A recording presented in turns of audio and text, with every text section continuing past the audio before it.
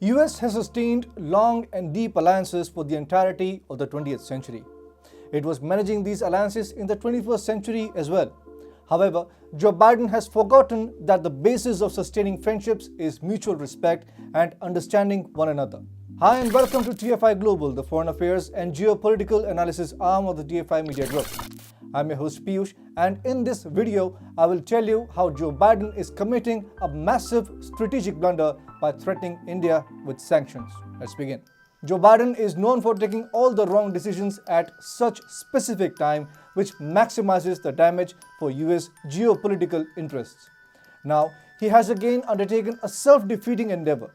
Be it the international relations analysts on social media or official statements, the US and its Western allies are trying to force India into coming entirely into their fold. In their desperation to have India toe an anti-Russia line, they want New Delhi to forego its nuanced approach towards the current Ukraine-Russia crisis. While Russia is almost on its own in this battle, Ukraine has moral as well as material support from many countries of the Western Bloc, including the US. Now, with statements asking for India's involvement in the current crisis and to criticize an all-weather friend like Russia on international stage, Joe Biden is setting the stage for looping India in the larger sanctions on Moscow. Joe Biden has brought back the threat of putting India on its CAATSA sanctions list. Under CAATSA, a defense deal becomes sanctionable as soon as the purchased equipment is delivered.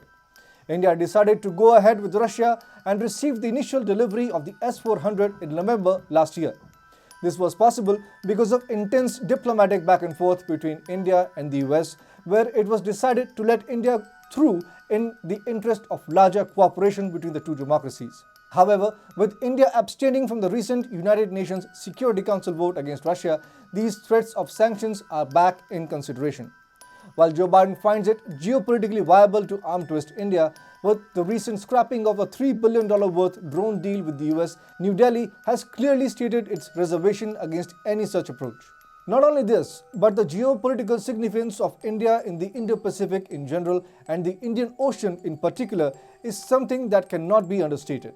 By threatening India with sanctions, Joe Biden has only hastened the decline of the US alliance structure in the Indo-Pacific. And the mounting risks can be mitigated only if Biden stops with this approach. Hey, it's me, Atul. I started this channel. We started small, we went big. Suddenly, the Whitey police was after us. We dodged and ducked, but the algos got us really bad. So we designed our own app. It's free. We never asked for money, we never will. But the droid called us too sensitive and blocked us. We still have an Apple app. Join us and fast, because if you don't, we will cease to exist. Check out the link in the description. India shares a 3,500-kilometer long border with China. It is the only country that has exchanged physical blows with China. Indian soldiers have dispatched Chinese little emperors to hell in truckloads. If India is to secure its interests, it must fight China. Building a vibrant relationship, even an economic one, is not an option for New Delhi. India has a definitive China policy. This policy will not witness significant changes with a change in government in the future. No matter who comes to power in New Delhi, China will remain an enemy for India. So, India has a stable China strategy, and it brings the same stability to the Quad. India has also the man, machine, and economic power to take on China. Not only this, but India enjoys a lot of soft power in the Indian Ocean region.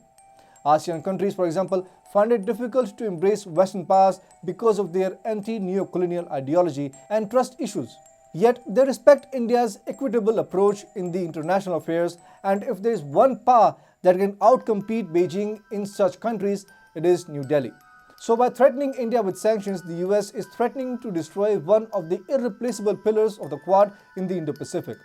The current situation in the Indo-Pacific has strangely made the US replaceable, but skyrocketed India to a position where any country that needs to take on China cannot ignore New Delhi.